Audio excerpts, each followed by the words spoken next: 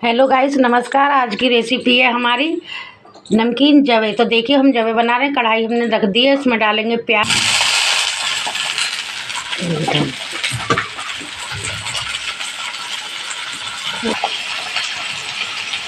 पौना चम्मच इसमें नमक घेरा है, थोड़ी सी हल्दी घेरेंगे, मिर्च घेरेंगे इसमें, और धनिया पाउडर घेरेंगे थोड़ा इसमें।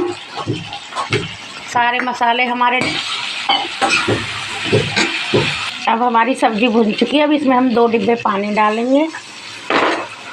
2 डिब्बे पानी डाल दिया है। जवे हमारे बन चुके हैं। कमेंट करके बताइए कैसे। बस ये इसी की आनी चाहिए, आगे को करो। जवे हमारे बन चुके हैं। जवे हमारे बन चुके हैं। कमेंट करके बताइए, सब्सक्राइब करके बताइए। देखिए कैसे बने हमारे जवे।